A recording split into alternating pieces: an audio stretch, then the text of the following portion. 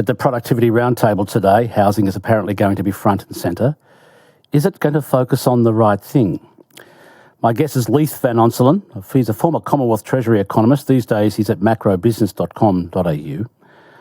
Leith, I need to give you the opportunity to say whether you think something substantial and pertinent will be delivered by this roundtable when it comes to housing today. Absolutely not, Steve. It's going to be a complete farce, and I'll tell you why. So the Productivity Commission has released 5 reports in the lead up to this roundtable, and not one of those reports mentioned the fundamental issue of immigration. So, the primary reason why Australia has a housing shortage is because it's experienced the fastest growth in the advanced world in population this century. So our population has grown by 8.7 million people so far this century. That's a 46% increase. And when you grow that rapidly, it's virtually impossible to build enough infrastructure, to build enough housing to keep pace. And the Productivity Commission, the Treasury, all these outfits seem to think it's a supply issue, and they seem to think that if we just increase the number of approvals, we're going to magically build more homes. But that's impossible because the housing industry is already operating at capacity, and it has a massive backlog of homes that have been approved previously. Around the pandemic time, there's about a 250,000 backlog of homes that have been approved that are under construction. So if you simply just increase the number of approvals, it doesn't fix the problem. It's akin to turning the tap on when your bath is already full. The fact of the matter is the cost of building homes has gone up about 40% since the pandemic. The land cost for new homes has gone up about a third.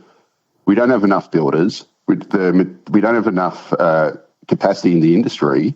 We've seen thousands of home builders go under because they can't make a profit, and the cost of building this is too high. So the fact of the matter is, if we're going to solve the problem, we need to do it on the demand side. We've got to stop fire hosing in hundreds of thousands of extra people into our capital cities every year, which is just pushing demand far ahead of supply and creating this permanent housing shortage. And the fact of the matter is, Steve, the government's own advisory council, the National Housing Supply and Affordability Council, stated in black and white in its most recent report that it forecast that over the next 5 years, with current population projections, which are very high, that we're going to have a worsening housing shortage of 79,000 homes over 5 years. However, if we merely slowed population growth by 15%, so if we grew by 15% less than what's currently forecast, which is still very high growth, instead of having a 79,000 shortage of homes, we'd actually have a 40,000 surplus.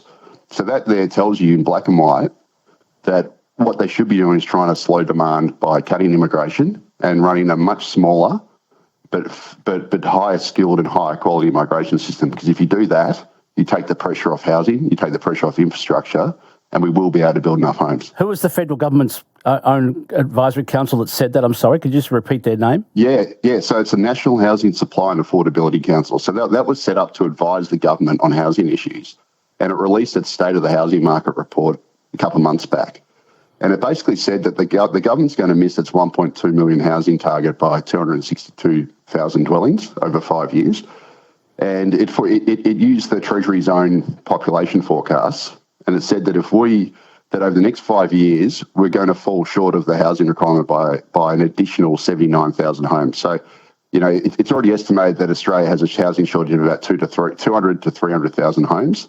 So it'll get worse by another 79,000. However, in its sensitivity analysis buried at the back of its report, it said that if we merely grew the population 15% slower than forecast, we'd have a 40,000 surplus of homes over the next 5 years. Now, that to me tells you in black and white that the solution is to slow demand. We can't keep bringing in hundreds of thousands of people every single year, fire hosing new renters into the market, and then expect to be able to build enough homes for all these people, enough infrastructure, all these other things. So it's not a supply issue. It's far too much demand through running this mass immigration program. And unfortunately, Steve, the federal government's doubling down on it because they've just increased the intake for international students by 25,000. Yep. And they've also reduced English language standards for new migrants. So that's just going to turbocharge immigration even more. Well, I think they're trying to rescue the university sector on that one, but I'll come back to that. I'll come back to population in a moment. I just want to clarify this approvals thing. So the Productivity Commission, Danielle Wood, says approvals are among the biggest handbrakes on housing productivity. But you're telling me is that there's the approvals are already, there's already a backlog of things that have been approved, just that we can't build the houses that have already been approved. Is that right? Yeah, 250,000. Okay. So we have a backlog. We've got a pipeline of 250,000 homes that have approved or commenced but are not completed, and that is and they've been approved. Backlog. They've been approved. Right. Okay, so there's no. Okay, why is Danielle Wood saying that? Well, okay, I'll put that to one side.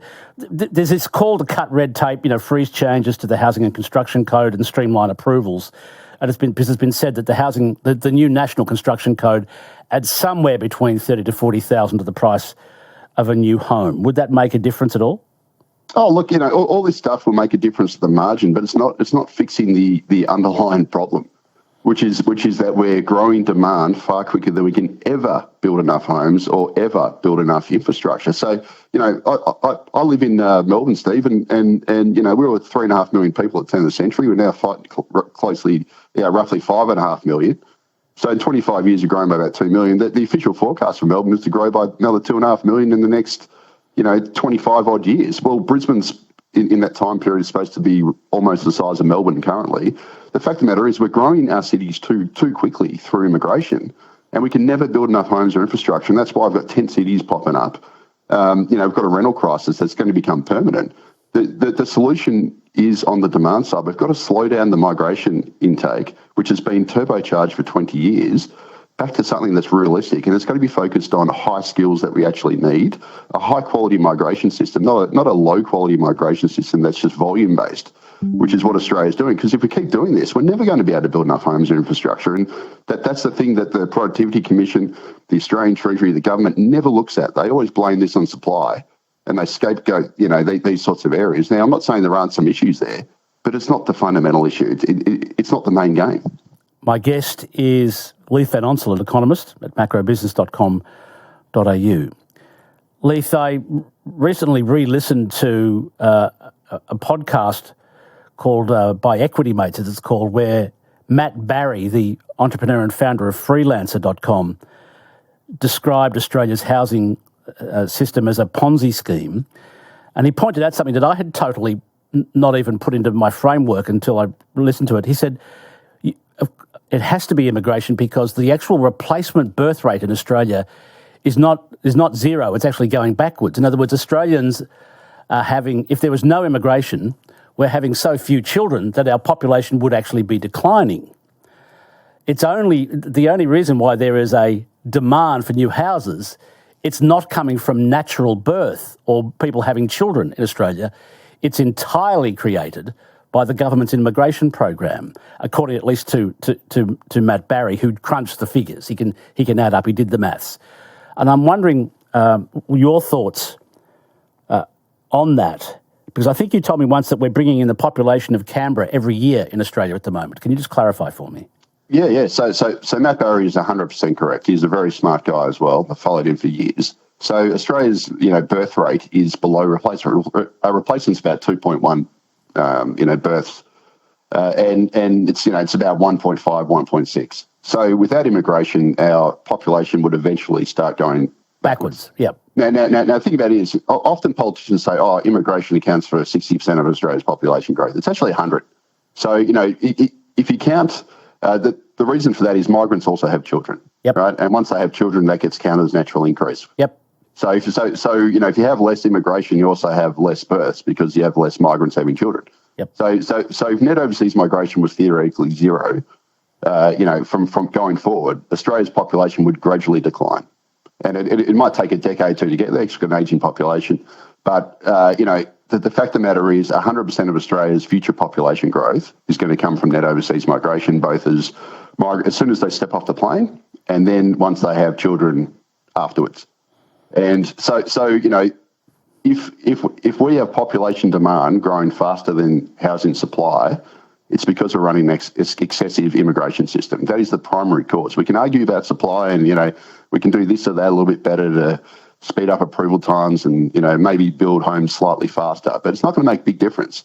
And the main problem here is that we are importing masses of people, historically high numbers of people into the country. And unfortunately, it looks like the federal government's doubling down because, as I said, they're just ramping up the number of students. We already have the highest share of temporary migrants as a share of our population in the world, the highest share of international students and graduates in the world as a percentage of our population, and the government just wants to double down on that, which means we're going to have more housing pressures. It's just that simple. I think this is purely a numbers game, Steve. It's not rocket science. It's all about the maths. Okay. That's it. It's all about the maths. Okay, so finally then, yesterday I spoke with someone who used to be a director at the Productivity Commission and an economist like yourself.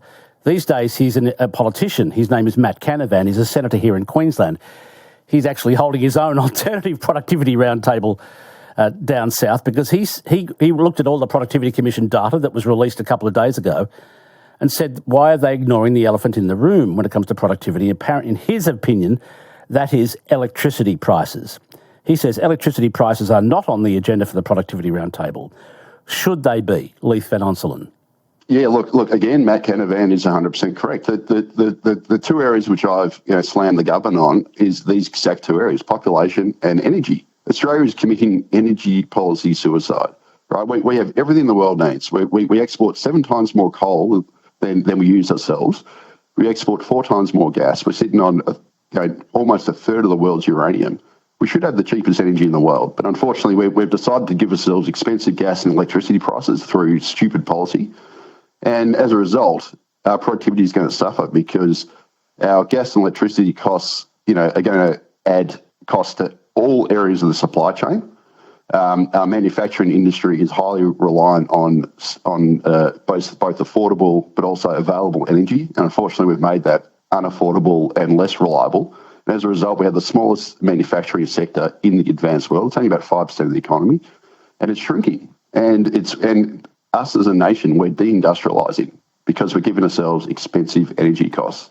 And if we don't get this right, we're just going to have a less diversified, deindustrialised and less productive economy going forward. He is 100% correct. Appreciate your time this morning. Thanks very much, Leith Van Onselen. Cheers, Dave. Leith Van Onselen, former Commonwealth Treasury economist, these days at macrobusiness.com.au. One of my listeners says, Steve, in my ongoing home renovation, labour costs are more than twice material costs.